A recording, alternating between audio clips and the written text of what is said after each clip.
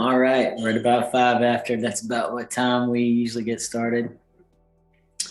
Um, Again, on the front page of the PowerPoint, you'll see my name and credentials, and you're more than welcome to go to bacb.com and look me up to ensure that I am who I say that I am.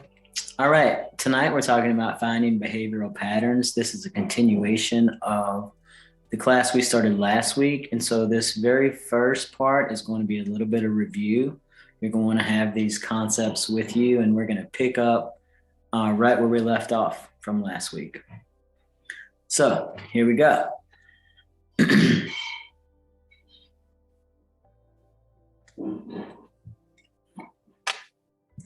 All right, we worked a minute ago, right?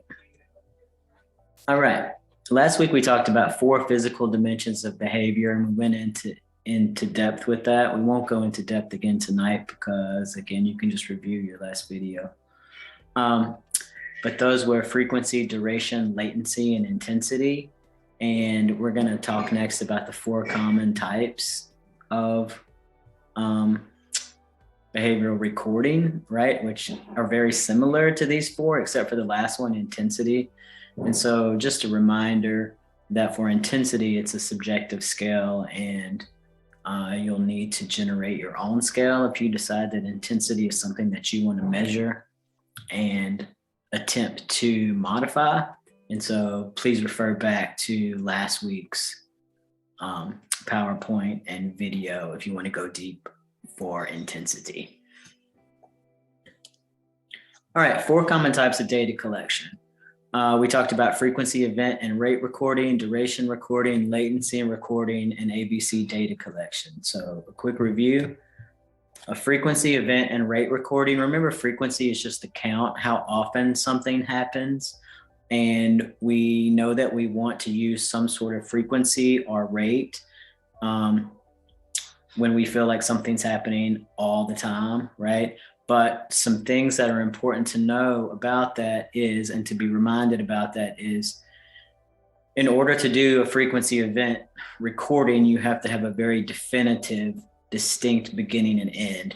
You have to be able to look at something and say, okay, I can see exactly when it started and exactly when it stopped, right? And so that you can count how many times it happened as a distinct behavior. Yeah, and be able to calculate rate. And we're going to do some of that today. The next one is duration recording. We talked about that, how long something lasts. Sometimes that really matters. Sometimes the behavior is so quick you can't possibly track duration. You know, it might have happened in less than 1 second. But sometimes we see, you know, a behavior that's not super significant if it only happened once a day, unless you find out that once a day lasted for 2 hours, then that's pretty significant. So anyway, it's just a good measure when you're looking at, perhaps it's not the frequency of something that I want to change, perhaps it's how long something lasts. Then we have latency recording, which is that delay between a request and the target behavior. So if you're like, you say, hey, it's time to go to the bathroom, and your kid doesn't move, they sort of have what I would call a passive refusal. They're just, you know, there's no response. And then how long does that take between the time of that request and the time of their response? You know, so it might not be that they say no, but just that it takes them so long to get started that it isn't feasible, and you need to shorten the time between when you ask them and when they respond. And then that takes us into ABC, right? And this is really where we start. When we really want to think about how to change or modify a perseverative behavior, and we want to collect data on it, this is where we start every time. We want to set up a little chart. We want to really start paying attention to the antecedent, the behavior, and the consequence, right? We talked a lot about this last week, and we went into narratives. right? And so we're going to do the same thing. We're going to pull the data back that we had from last week. We're going to jump straight into our narratives and start breaking that down some more and looking at it some more in ABC form, so that we can take that and turn it into quantifiable data and start looking at some patterns. So just to continue, we left off last week with this narrative, and we're going to open this week with this narrative. So we basically have Jay playing video games, and his mom asked him to turn the game off so they could go to the park. Then she walked out of the room. Well, he just kept playing. About 10 minutes later, she comes back. She tells him again. He just keeps playing. This time he's like, no, I don't want to go to the park. Right? And she's like, yeah, we need to go outside. You need to play with your friends.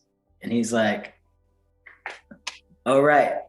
Remember we talked about this, how I was going to change it from hot to cold because it's February? And he's like, no, it's too cold. And other kids are stupid anyway. Right? And he just keeps on playing. So then they start to get in this back and forth. And she's like, no, you're never going to have any friends if you talk to him like that. Turn that game off and get your shoes on. Right? And he's like, and he just keeps playing. So then she walks over, she turns off the game. He turns it back on. She's like, turn it off. We're going outside. She turns it off and she pulls out the controller plug and he screams and now he's crying. And she's just like, come on, we'll get ice cream on the way back. And so he's like, okay. And then he gets up and he starts putting his shoes on. Right? This is what we just witnessed, or this is what we just been a part of. Maybe we're mom, maybe we're someone else who's taking this data. But when we're looking at perseverative behavior, we're taking data. And so sometimes, just a note here, it's like, yes, I know that what we're doing, this process is intense, right? But this is not just your ordinary everyday, oh, I'm going to take data at home because my kid wouldn't turn the video game off once, right? This is something where you have to take it to another level to figure out what's going on. So yes, there is extensive data collection required when you want to take it to that next level. So how do we take this particular incident, which has a lot happening in here, and turn it into ABC data? That's step one. That's where we left off last week. I'd given you some examples of just little ones, and then I left you with this narrative. Okay? So where do we go? We know that we're going ABC.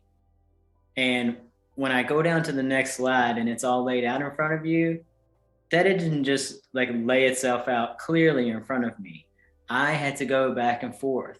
When I have a narrative, I don't read it and then I go, okay, done. I am at each step and I'm like, okay, Jay was playing video games. His mom asked him to turn the game off. Then she left the room. He continued playing. Stop. I've run into a behavior that I want to record.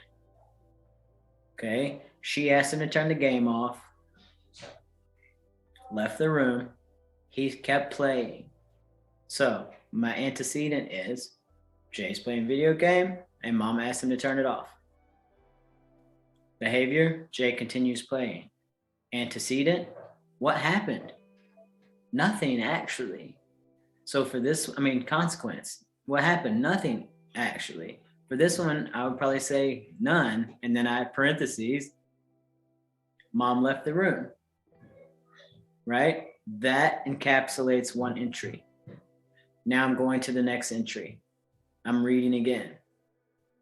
Let's see. She returned about 10 minutes later. I'm going to go back up to that first consequence and I'm going to say, mom left the room for about 10 minutes. I want to know how long he continued to play, right? With the recognition that while he's playing, he's being reinforced for playing and not for getting off the game, right? So anyway, he's continued access. So she comes back, he's still playing. She's like, I need you to turn off the game. So she tells him again. He keeps playing, responds, he doesn't want to go, right? I now have a behavior. What's the antecedent to my behavior? Mom came back and he's playing the game. Mom asked him to get off. It's the same antecedent, right? The behavior is he keeps playing, but now he's added in a verbal no. He says no. What's the consequence? She responds, he needs to get outside and play with his friends. That's the consequence. You can write just that, or you can start to change your language into things that are a little more generic once you have a really good idea of what you're looking at. You might say, Mom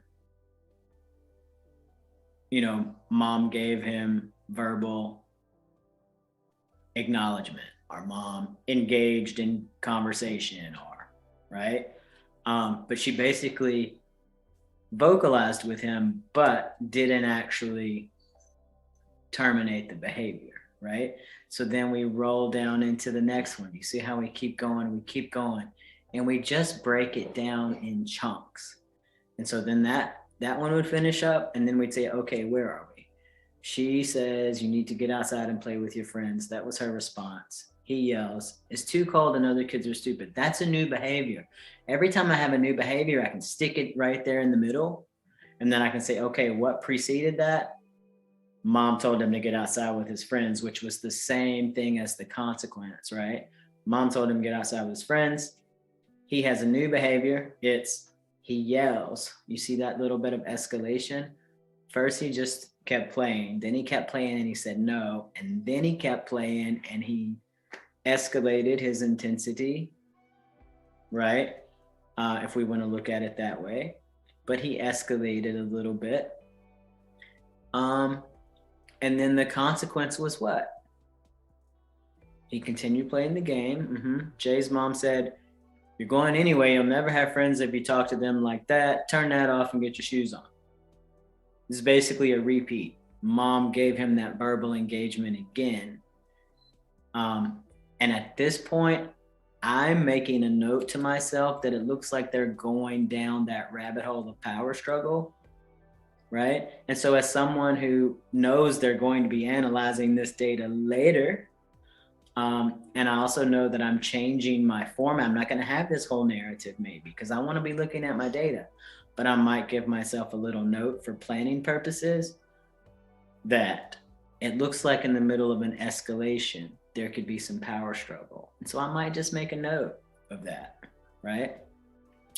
So we're still going here. He hasn't reached the point. It stops when either the demand is removed or the request is honored, right? He's not yet gotten up and turned off the game and put on his shoes. So it hasn't ended. And mom hasn't stopped making the request. So we know it hasn't ended, right? So we just keep going here. Next we have, if you talk like that, put your shoes on, he growls and keeps playing. That's my next behavior. You see how the consequence of this one is leading into the antecedent of the next one. He's playing the game. Mom tells him to stop. He does this. She tells him something else. He's playing the game. Mom tells him to stop. He does this, right? So now we're back down to he growls and continues playing. This time the consequence changes. This time Jay's mom walks over and turns the game off. Doesn't say she says anything. So for this consequence, mom turns off game. He turns it back on. We know that's the next behavior because the request is still in place and he has not honored it. So he turns the game back on. Is somewhere else that might not be a behavior of concern if somebody just turns on a video game, but in this place, it's your behavior of concern. What is your antecedent this time? He's playing a video game. His mom turns it off. He turns it back on.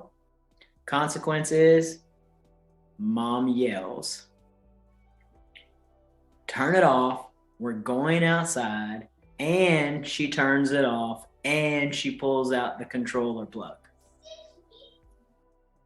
Right? So he gets all of them. He gets high intensity attention, and the game is turned off and the plug is removed. That rolls down to the next antecedent. What was happening? He was playing the game, right? She told him to turn it off. She turned it off. She unplugged it. The new behavior, he screamed and began to cry. I know it's a new behavior because the request is still in place and he hasn't honored it, right? You may be like, okay, well, it's over. The game is off. Not quite, but he's almost there. The whole request was turn off this game. We're going to the park. Remember, it wasn't just turn off the game. If it was just turn off the game, at that point, it's over and the end. But there's still a request in place. So now he's screaming and crying. The response is, Mom says, we'll get you ice cream on the way back. Right? At that point, he gets up, goes to the door, and puts on his shoes. Their request has been satisfied. The data is over. Okay? Here's what all of that, what I just said, looks like in ABC form. Here we go. You have 6 separate entries for this one event. If you happen to have this like on a recording, that's a great way to go back and forth. If you don't have like a separate person taking this data for you, don't beat yourself up if your data is not this ideal. If you're the mom in this situation, I find it very, I would be very unusual if you were able to, after you finally got him to get his shoes on, after you finally went to the park, after you finally got ice cream, after you finally did dinner, after you finally did bedtime, after you finally did all the things you did, in the middle of that, if you had time to write me a narrative that clearly, or to take data this clearly, okay? This kind of stuff can be pulled from a recording, and it can be pulled if you have a secondary person, right? But this is also really, really good to get you to know what you're looking for. Because once you have this foundation, when you get down to the next steps, you'll see how it's easier for mom to take this data real time once she knows what she's looking for, okay? But this is how I went through. Basically, we can quick scan, see if I led you astray but that's what I do. I like go back and forth and fill it in. I would have come here, I would have filled in 1, red, filled in 2, right? So he's playing the game, We're not gonna go through it all. But what we wanna do now is have a look at this data that we just generated and the data from last week, the other ABC data. And so this is where I'm going to skip down, and I'm going to be going back and forth between slides because it just feels like the best way, to get you to really encapsulate and to start seeing the patterns. So we have this one, which you'll notice under the antecedent, I always put the date, right? I put the date, I put the time. You'll notice on this one, I put the end time. If you look over on this consequence, I did exactly what I said I would probably do, because guess what? I created this at some point, and the process we just went through is exactly what I did to create this part. I read the narrative, I filled it in. And so on number 1, where it says none for consequence, sure enough, in parentheses, I did what is a behavioral pattern for me. I put, oh, mom left the room for about 10 minutes. Right? That lets me know that of the time that it started at 2:30, and because this one lasted longer, I also put the time that it ended all the way down at the bottom. Number 6, mom offered ice cream. Jay complied. End 2:50. I know that for 10 minutes of this, he was unattended accessing the game. and that for another 10 minutes, he was back and forth in a power struggle. So look at that number 3. Looks like a power struggle, right? With mom. That's just good information to have. If I'm mom, it's good information to have because I'm looking at it like this and I'm like, wow, I see where I could have made some changes, right? I see where I could have had some different responses. But if I'm just someone looking for data, why do I want data? Because I want to make a change. A change means first I'm going to analyze it, then I'm going to figure out what to do about it, right? So I'm always thinking about planning purposes down the line. Always thinking about planning purposes. Whenever I'm doing a naturalistic observation, yes, I'm doing a naturalistic observation, but I am thinking in terms of those 4 quantitative variables that we talked about. I'm thinking in terms of frequency. I'm thinking in terms of duration. I'm thinking in terms of latency. I'm thinking in terms of intensity. As I'm watching something unfold, if I notice that something is happening over and over, I start making a tally. I start counting that right away. If I notice that something is happening, oh, I feel like wow, that's been going on 30 seconds. Okay, that's been going on for 5 minutes. Okay, like if something's going on, I make myself a note. And so as I'm looking through even stuff that comes to me and I'm converting it, I know I'm going to be converting it into quantifiable terms. I'm already thinking in quantifiable terms and seeing what lines up there, right? So examples of, well, first we're going to find a pattern and then we're going to quantify it, all right? So finding patterns in ABC data. Everything I do with ABC data, I come right back to my original blank template, an antecedent column, a behavior column, and a consequence column. And when I have a certain amount of data, and we talked about we need at least 5 data points, sometimes a lot more, but 5 is a pretty good place where you can start to see emerging patterns. You're going to need more than that to make them definitive, but you can start to see pretty strong emerging patterns. Right? And so we have all of the data that we did before. And so the first thing I want to do is, okay, I have it laid out in ABC form. Can I find any patterns in regards to antecedent? So I lay them out and I go through them chronologically. And so if we put our dates, right, like I know that we need to, and we go to the first one, this is the data. If you're confused, you didn't watch last week, go back to, this is the data that we talked about last week. Okay. And so we brought all of those data points back in along with the narrative we just did so that we can see how ABC data will yield patterns, right? So last week, and we're just looking at antecedent first. We go through antecedent and we're like, okay, this was November the 17th. I like to check my calendar for day of the week, right? I notice it's 8:35 in the evening. Those are just things I notice. I might write that on my form. I probably will write that on my form, let's be honest. But here's what I'm looking at. Jay's playing a video game. His mom asked him to turn it off and put on his pajamas. Okay. I'm only looking at antecedent, right? So I'm not even looking at the other 2 right now. I'm going to go through all of my data and all I'm going to do is read the antecedents. That's all. Jay's mom walked over and turned off the game. So something implied here is Jay's playing a video game, right?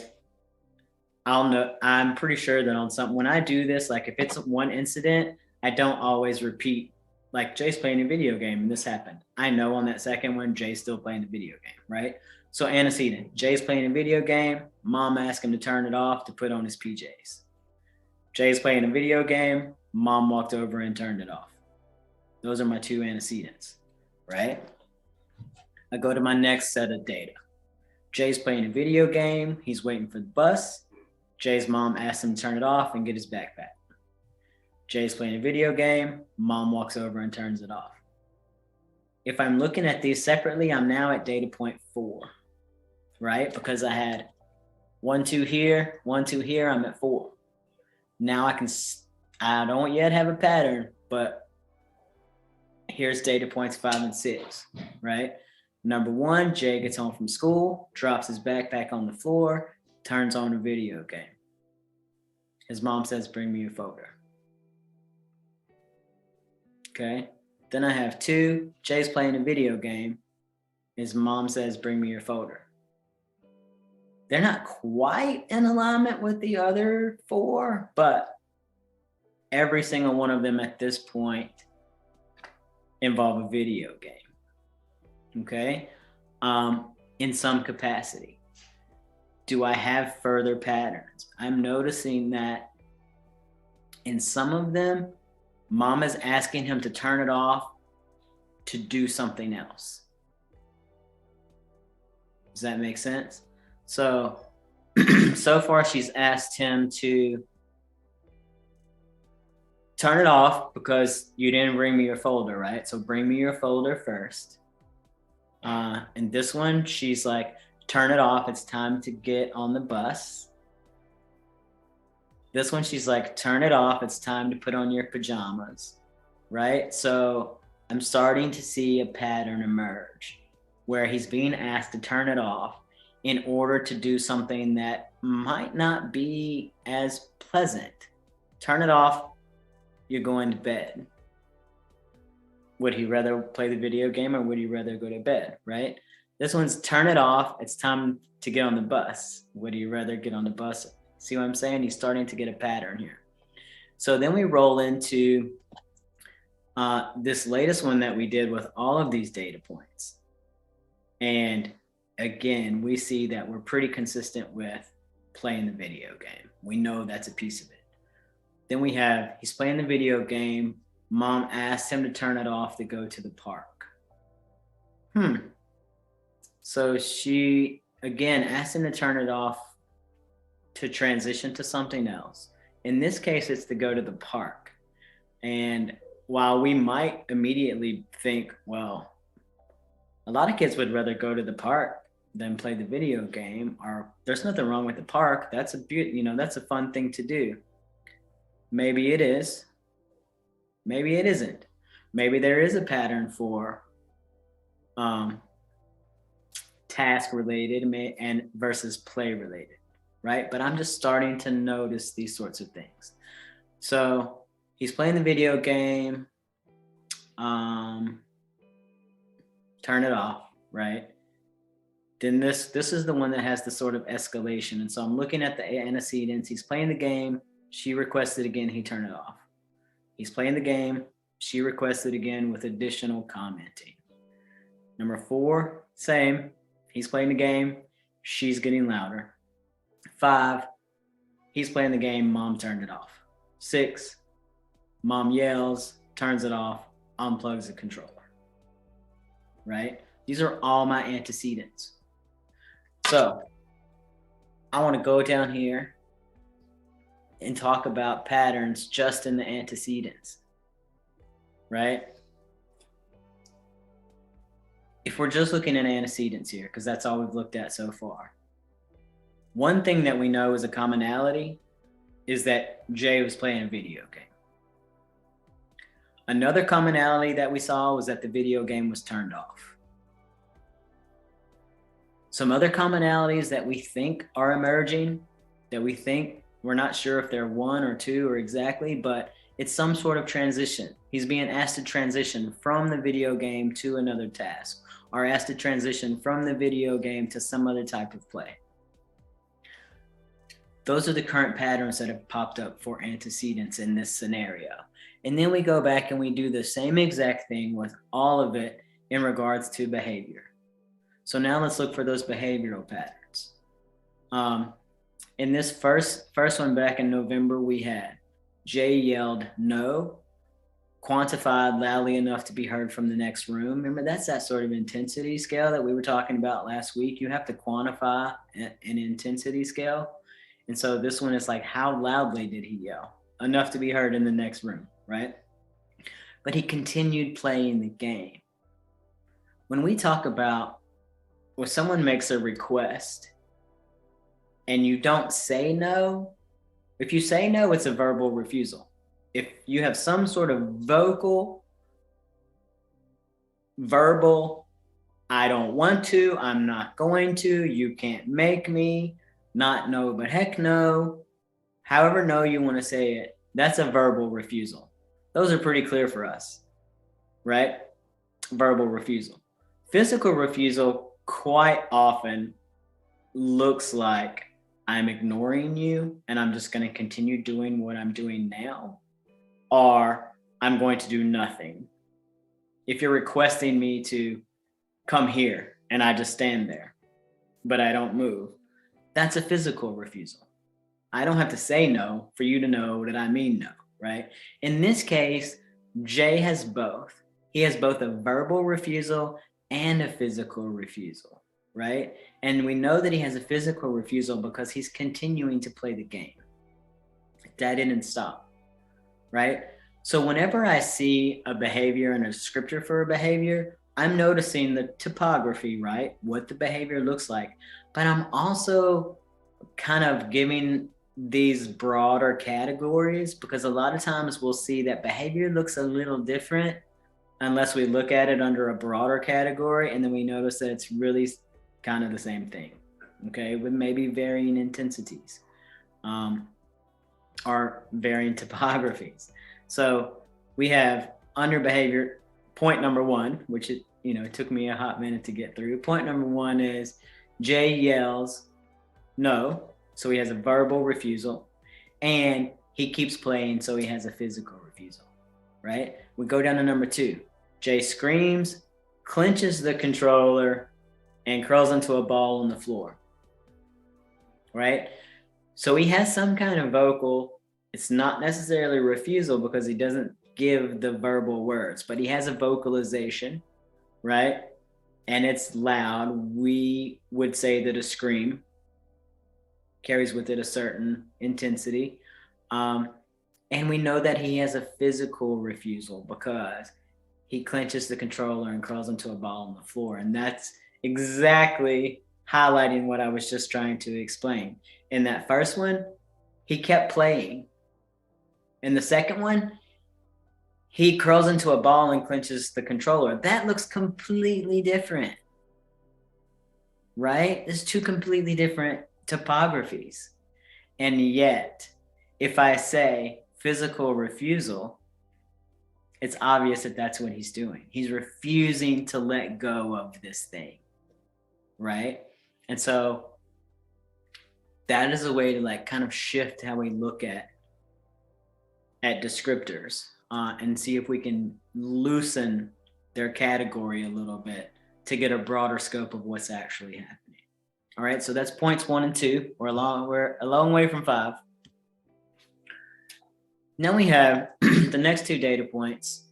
Jay yells no loudly enough to be heard from the next room and continues playing. That is exactly the same as this one. Okay. And then, so basically he has a vocal no and a physical refusal. Then the next one is Jay growls, dropped the controller, and closed his eyes. Right? And so we have another vocalization. And he drops the controller, but he closes his eyes, right? So I probably would keep this one as it is because it's not the same as the last one when we said physical refusal. That was a physical refusal to give up access, right? Mom's asking him to give up access to the game. And in this one, he gave up access, right? But there's another step because she had asked him to do something else. And with that, he closes his eyes. And that's more, and it's still a refusal, but it's not a refusal to give up the game. It's a refusal to do the next step, if that makes sense. So sometimes you got to go back and forth a few times if you want to go to a broader category to kind of know where something fits. And I'm not certain right now that that's how that fits, right? As we go back and forth, it'll start to develop. The next data points we have, Jay said, I don't have any homework, loudly enough to be heard from the next room, and continues playing the game. Something else that I want to note is, as I'm going through these, even though there are 2 data points on this page, I know that the second data point is dependent upon the first one, right?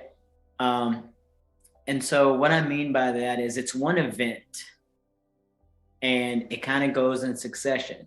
And so if at any point the consequence changed the behavior, you wouldn't have that next point. So it's contingent upon the point in front of it. Whereas data point number 1 is only contingent upon the first antecedent. Okay? And so sometimes we'll talk about how things can chain to something else, and you can find that when you see things like this with subsequent data points, you can start to see a pattern with, oh, this response gets an escalation. This response gets a de-escalation, which is a beautiful thing about pulling out these separate points, because when something starts to escalate in ABC, it's so clear. As it was in that, where we took that paragraph and we broke it down into those 6 points, it was so clear there that the situation was vocally escalating, right? And so just to note, when you're looking at each of these data points, like right now, the first behavior, and you'll also notice like behaviors in particular, if we just look at the first data point, yells no, keeps playing the game. Yells no, keeps playing the game. Yells something, keeps playing the game, right? First one, keeps playing the game. So what's the number 1 go-to behavior in this case? Keeps playing the game, right? The secondary one is a verbal refusal. That's also happening.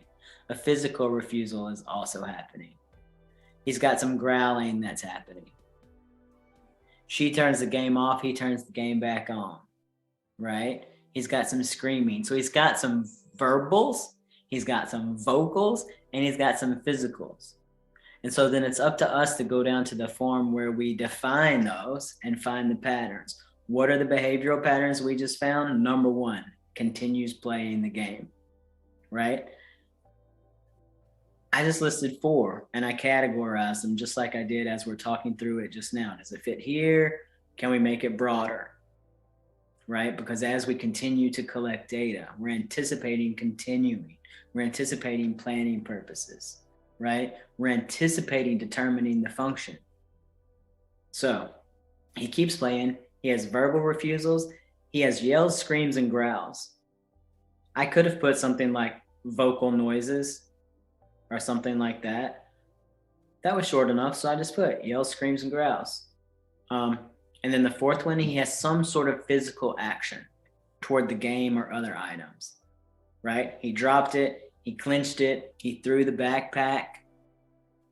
So I went with he has some sort of physical, maybe it's a refusal or maybe it's just an action. I didn't have, for me to put something like that, and let's go back and check it, that means I didn't have enough data points and I had to group the physical. And so if I have the 1, 2, 3, 4 here, when I get to this one, he doesn't, oh, not this one. This one, he doesn't do anything physical to the controller, right? Which he did a couple times. One time he held it, one time he dropped it, one time he threw his backpack. Throwing his backpack wasn't a refusal, right? It was something else. It was just like, oh, it's in my folder. He did something physical with some sort of item. And I know that I would like to keep an eye on that and collect more data, but it's also not the prominent behavior that's happening, right? So I had to be really loose when I categorized it. Okay? So next, let's do the same thing with consequence, right? So here we are again. Now we're looking at just the consequences. Can we find the patterns in the consequences? Remember that the patterns in the consequences, what's going to lead us to the function, right? So we, down the road, is that the next class? Analyzing for function? I believe so. Down the road, we're going to analyze this for function. That comes from the consequential data. So back to our data points, those first two consequences, Jay's mom walks over and turns off the game. Another consequence, Jay's mom unplugs the controller, picks up Jay, and carries him to the bedroom. Mom's having to have some sort of physical intervention. Okay? Jay's mom walks over and turns off the game. Jay's mom says, let's go, and physically prompts him to stand with a light touch on his shoulder. Right? So she's doing some prompting. She's turning off the game. She's giving him some verbal interactions. She's giving him some physical interactions. Jay's mom yells, bring it to me anyway. So she's giving him some sort of verbal interaction, right? Jay's mom picked up the book bag, began looking through its contents. He resumed the game. Again, something physical here. I think on this form, it would be worth noting that it ended here because the demand ended. Okay. He wanted her mom wanted his folder. He threw her the backpack, and she honored that as the behavior. Right? She opened it up and got what she wanted. So she honored that, which is why it ended. That's not to say that this necessarily was the best ending for behavior change, just that this is all there is in the data, and that's good to note, right? So then we're looking at these.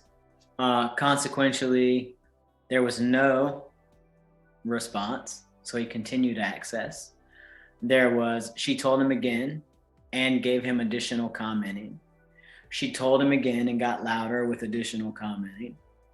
Then she turned it off. Then he turned it back on, remember? Then she yelled and turned it off again, right? And then, and unplugged it. And then finally, she offered him ice cream. Okay? So we have all of these things going on. We go down to our consequence data. What kind of patterns did we find? First of all, we noticed that the video game was turned off. That was a pretty regular consequence. Okay? We also noted that mom gave him some verbal prompts, meaning she made the request again in some way. That happened on more than one occasion. I don't know that we have definitive patterns here because we need more data, but we have these emerging patterns, right? We know that mom on occasion did some verbal engaging. And I kind of list these in order of like lesser and lesser data, right? If you'll look at how I list them, I start with the one that's obvious.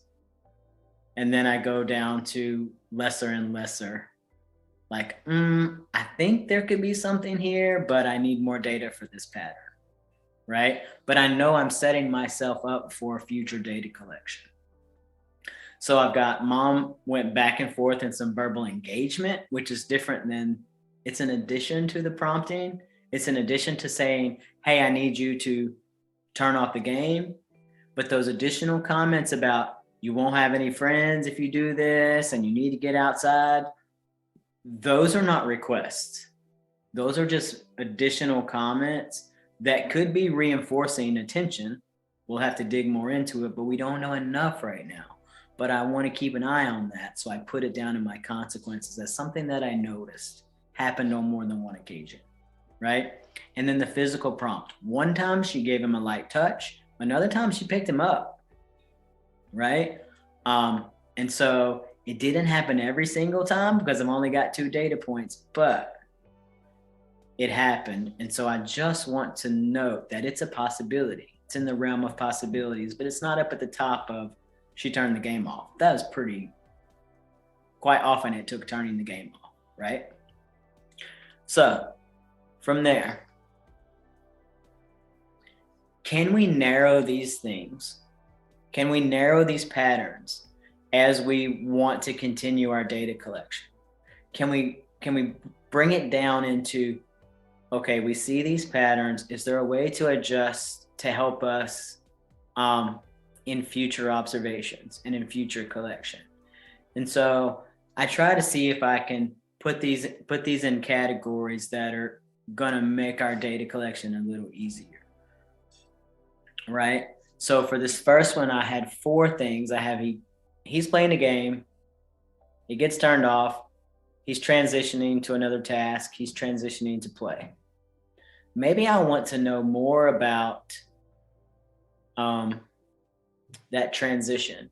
Maybe I want to know more about, is it the same if he's asked to go to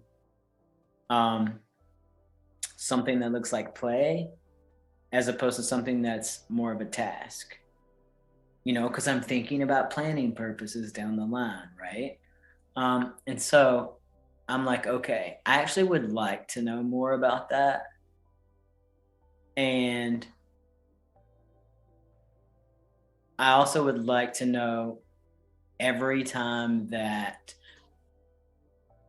it gets turned off and or unplugged. I'm assuming at this point that I'm going to be collecting data on he's playing a video game. I don't need to keep adding that into my antecedent. For me, that is the given piece of, I'm only looking for data at this point on this kid's video games, right? That made it clear. That was the one that's across the board. But I want to know is he being asked to transition from this to another task that he is a request being made for, change your clothes, go to bed, brush your teeth, take the bus, do your homework, as opposed to watch a movie, go to the park, play some Legos, right? I want to see, is there a difference in my future collection in this area, right? And so then my behaviors are pretty solidly the same, right? I've got continues playing, verbal refusal, yell, screams, growls, physical toward. Those are, I didn't tweak those at all. Those just are what they are. And then that last one, the consequences, I've given them just a little bit of wording change as I myself start to make the transition in my brain from narrative to something I can quantify to a function I'm looking for. And so I go from, okay, the game got turned off, verbal prompt, verbal engagement, physical prompt. Can I somehow combine those verbals? I can, right? I know that my primary functions, right, which were in your foundations class, are going to be avoidance, escape, access, and automatic reinforcement. And under access and under avoidance, escape comes attention. Attention is one of the things that kids want to get or want to get out of, right? And so when mom is giving him a verbal of any kind, I know that functionally, which is where I am in consequence, she's giving him access to her verbal attention, right? And so I went ahead and put that there. So from now on, every time that I'm taking data and I know that mom spoke to him, gave him beyond her first request, which doesn't count, but each time she requested again and each time she made some other comment, it's going to come under mom verbal attention for me. Okay. And then also I have mom physical prompt. Anytime she has to physically intervene, right? Not towards J, right? Physical prompt means prompting J, not I turned off the game. That's up on number 1. Okay. So now that I've got it narrowed, I'm going to keep on going with my data, right? But I have a really clear idea of the kinds of stuff I'm looking for. right? But I have some questions. And here we are at the place where I've gotten my preliminary ABC data. I've had a look at it. I see some patterns, but do I have some gaps? Or there are some things that I'm missing? Um, and now what more do I need to know, kind of thing? So first of all, what types of quantifiable data should I collect? Can I at this point collect data purely quantifiably? Can I eliminate some places of ABC and just say tally mark? Or how long did that last? Or what was the latency? Or do I need to make an intensity scale? You know, if you're going to go really deep here into that escalation piece, you might want to do an intensity scale. If you're noticing that, okay, he's still saying no, but now it's just no as opposed to screaming, you might want to do an intensity scale.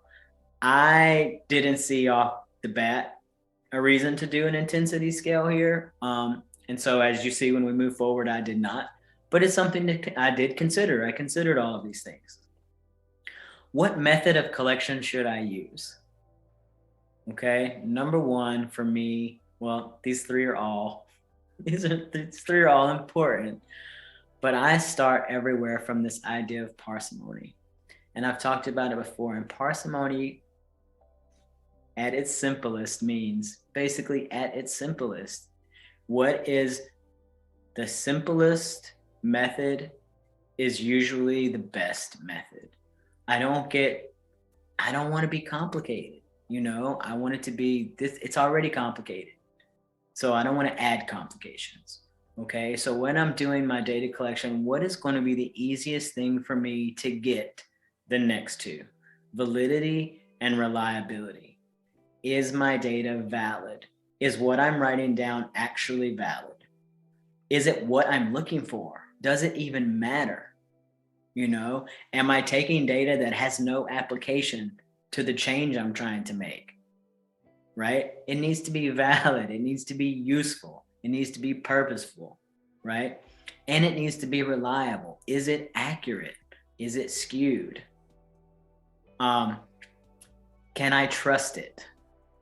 I've definitely gotten data that I've received data given to me by someone else who took it, and I've cross-referenced it with data I've taken for myself, and they don't mesh.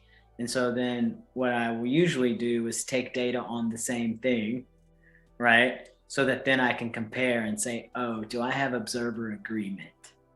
And if I don't have observer agreement, then there's a conversation about why I don't and what's going wrong in the data collection process, right? But I'm always checking for reliability. Can I count on the data in front of me, right? If you're doing a frequency and your kid's doing something every other second and you're not using a clicker of some sort, and you're like, well, I think they did it about 25 times, your data is not reliable. If you're putting, I think they about this many, it's not reliable. But if it's enough times where you can keep count, and you're like, they did it 12 times in this hour. I know this because I counted this way. That's reliable. Or if I'm like, oh gosh, that lasted forever. It had to be at least 10 minutes. Well, I don't know if you've ever experienced this phenomenon, but when you're in the middle of some sort of stressful situation or some sort of crisis, you don't really have a huge concept of time. If there is a kid literally on the floor screaming, 30 seconds feels like 5 minutes. So unless you have actually you glanced at the clock, you were like, okay, it's 12:02, da da da da da. That just ended. Oh, it's 12:07. Okay, about 5 minutes. I feel good. I feel like that's reliable, even though you couldn't say to me 4 minutes and 37 seconds. No, about 5 minutes. That's reliable. So when we're thinking about our method of collection, we want to use things that allow us to have reliability and validity. And if our data collection doesn't do that for us, then we have to shift, because it might be that, oh yes, this is the ideal type of data collection to capture what you want to see, to give you the best information. But if you don't have a method in your environment, or the method that you choose doesn't easily fit into your environment, and so you end up with a bunch of invalid and unreliable data, but the most ideal data collection, it's not the most ideal data collection. Like, you have to find a balance with that. Sometimes you might be like, well, I don't know that this is exactly the best collection, but it's the best collection that fits inside of this environment. If I'm driving a car and I want to know how many times my kid unbuckles them, like something happens, like how many times they're screaming or how many times they're saying a curse word over and over, blah, blah, whatever. And I'm driving a car, right? Me writing something on a piece of paper, which might be the best otherwise collection, it's not going to be the best collection for that moment. So it's always like, how can I best keep up with what I need to know to get it recorded in the situation in which I'm recording it, right? And then a big one down here, and I'll tell you, like, this is just how my brain works now, is like, I'm always looking, and I hope that yours is shifting there and yours is too, is what am I missing? I have all of this data. I have this ABC data. Is there something I'm missing here, right? In this case, a big thing that I feel that I'm missing is, what are the opportunities for success, right? And you're like, what are you talking about? This is what I mean. If I'm tracking what has been determined to be a problem behavior, and to be clear, this case right here, kids playing video games. I mean, the nutshell is, he's playing the game. She asks him to turn it off and he says no, right? That's the nutshell. How many times, though, did she ask him to turn it off that he did? What were his opportunities for success? I have in front of me 5 or 6 times where he didn't. But that doesn't give me a big picture. Is he doing this, or is this the only times he had to play the game? Right? Or is most of the time it okay, and this is just some of the time? Like, do you see what I mean? Like, what are the actual opportunities for success? If I only know that, 4 times this week he refused to turn it off and she had to turn it off, and then on this whole thing, other thing happened. That happened 4 times this week, right? How many times this week did he turn it off when she asked him to? Does he play video games every day? Is he play them every morning before school? Does he play them every night before bed? And if so, obviously there were a lot more opportunities for success, meaning when she said, can you turn it off? He did. I can't begin to calculate, or, right? I can't think about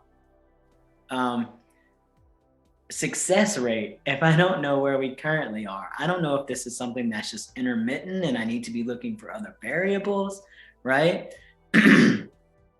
I mentioned skewed data. I want to make sure that I'm not skewing my data by not including things like opportunities for success. So I just want to make sure, because that's a big one. This is why I put it in there. This happens all the time.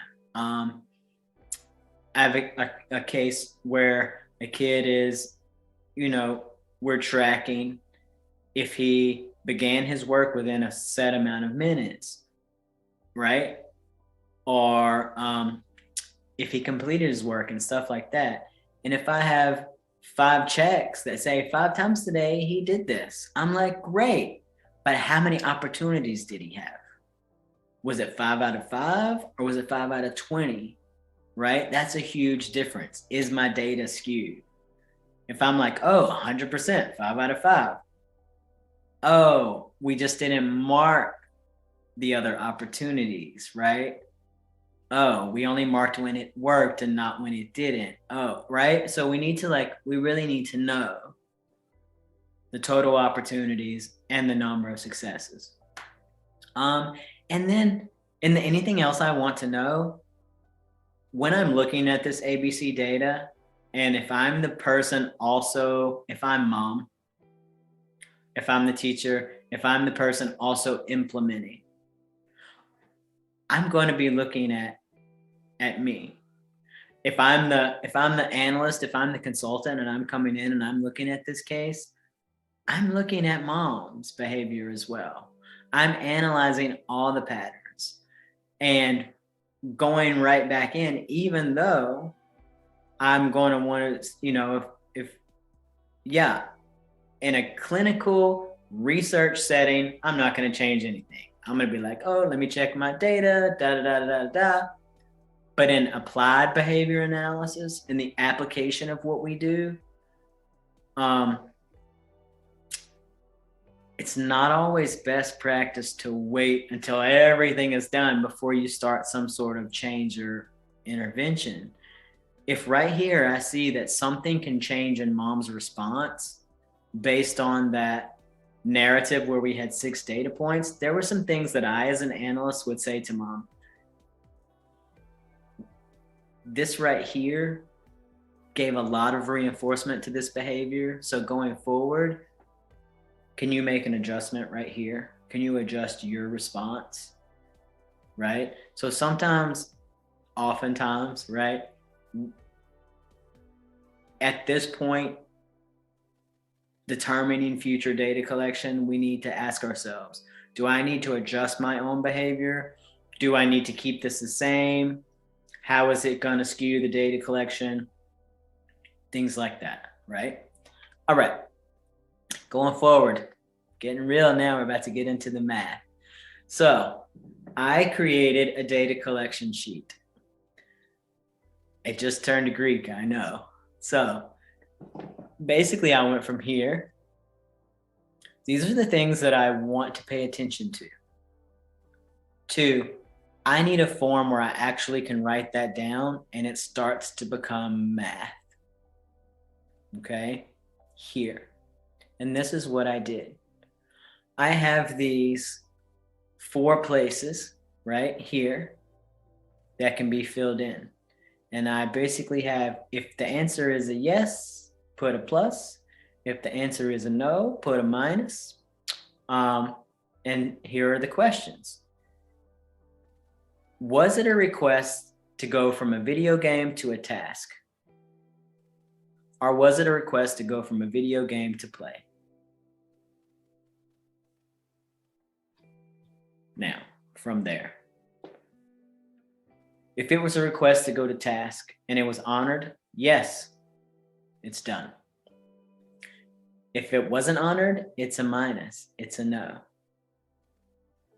I, at this point, have asked mom to go directly to turning off the game. Remember when I said adjusting your own behavior?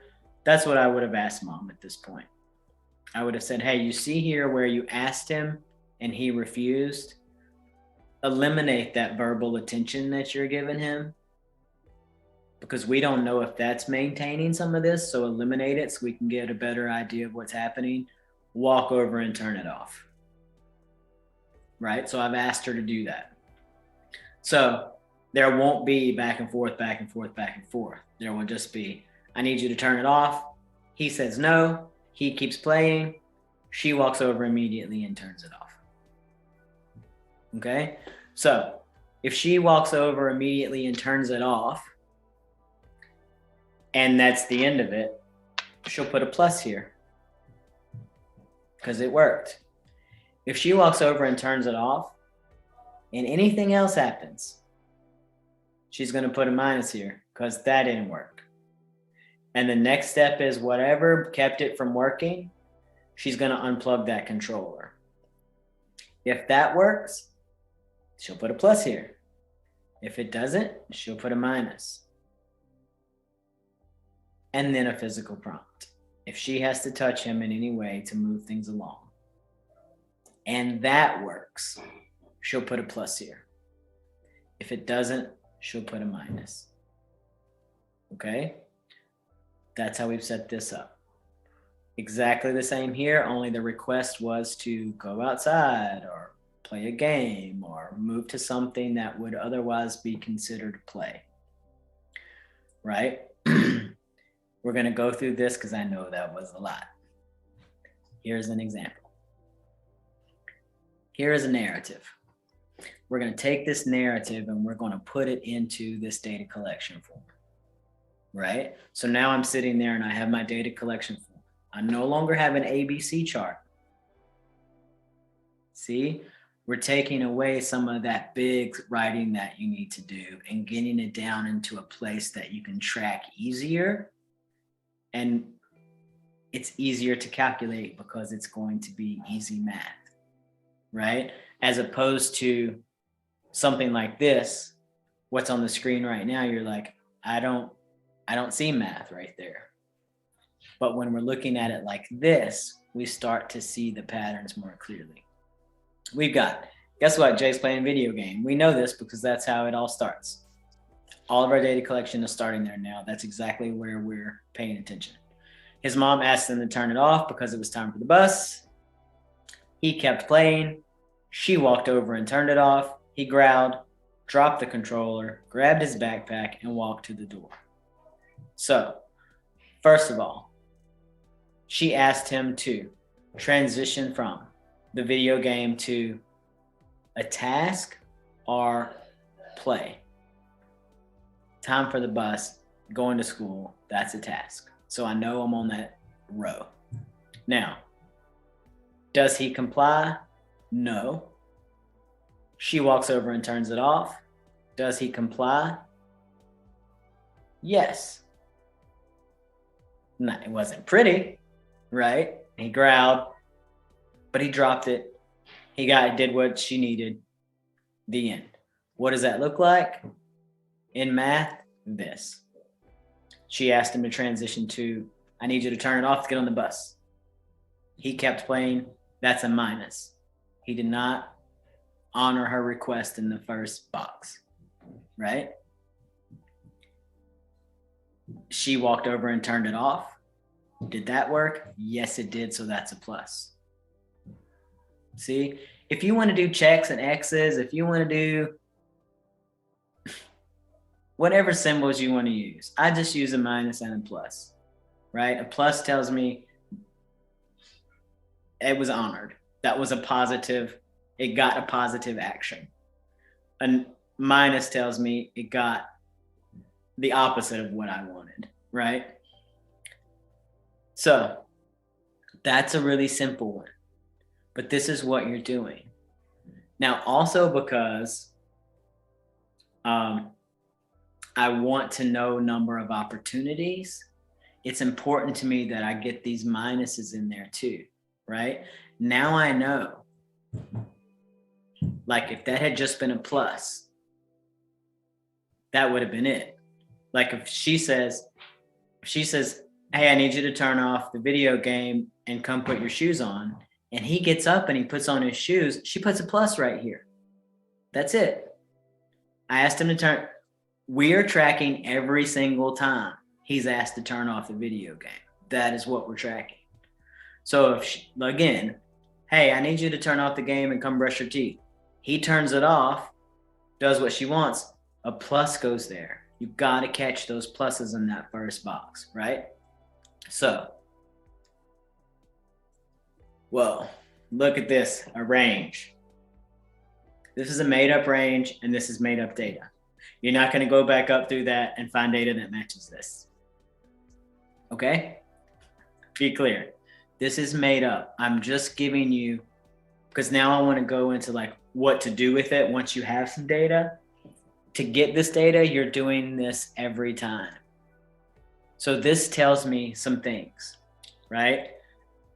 VG to task. I have 1, 2, 3, 4, 5, 6 times that she said, hey, I need you to turn the game off to go do another task. 6 times he didn't do it. But 1 time he did. How do I know that? Because there's 1 plus. Which took it to the next step. You see how this escalates? This is an escalating because we saw that he has an escalation pattern, right? If he doesn't turn it off when she asks, it goes to the next step. The next step that we've determined for mom is to turn it off. Well, on 6 of those where it didn't work, she turned it off. Okay. And then 2 of it, that worked a couple of times. And then a couple of times it didn't. And then she had to unplug it. And that didn't work. And then she had to physical prompt. Right? And this actually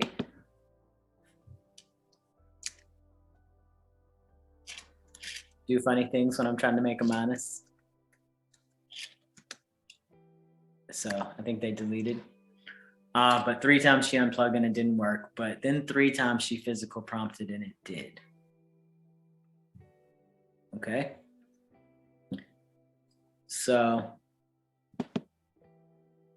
let's actually need another plus there. I'm catching my own math, you guys. Okay. So that tells me, now that I've corrected my math, it's not going to line up on the next slide. Y'all just ignore me and don't worry about that part. But this is an important thing to look at right here. Look at the video game to play. When she asked him to transition from a video game to something else that he enjoys, she has a lot different result, right? You've got 1, 2, 3, 4, 5, 6, 7, 8, 9 times he did with no problem, and only 3 times did he refuse, right? And then it goes up to, of those 3 times, she walked up and turned it off, and he honored the request. Once he didn't, then she unplugged it and physically prompted him. And then that worked, right? Do you see how we're really starting to see some things that work, some places that are coming up to show a broader picture of what's happening? You see how this includes the opportunities for success. And by including the opportunities for success, you get a better idea of where your deficits actually are. So we take these pluses and minuses, and now we're really going to go to math. Here we go. Maybe.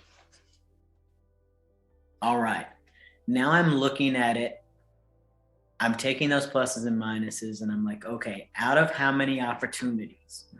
So out of 7 times that she asked him to go from a video game to a task related demand, only 1 of those times did he do it. When she, under those same conditions, to a task, 2 out of 4 times when she turned it off, right? And then it kept going to, see, now I want to fix the math, you guys, and do that. If you find your math is messy, you did something a little off, feel free to fix it, right? We're all human. We all make mistakes. I got 3 out of 3 on unplugged. I got 3 out of 5 on turned off, right?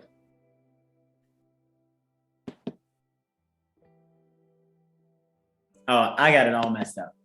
I got it all messed up now. Anyway, 1, 2, 3, 4, 5, 6, 7. 3 out of 5. 3, 4, 5, 6, 7. Okay, that's right.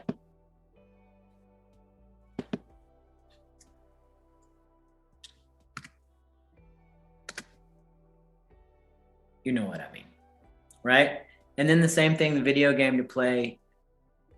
Look at that huge difference here, right? When she asked him to go to a task, he's only going 1 out of 7 times just by request. He's requiring a whole lot more, right? And then on that, from video game to play, he's going 9 out of 12. That's a huge difference.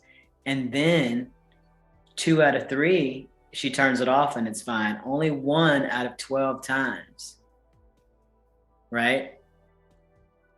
Did she have to physically prompt to get there? Okay.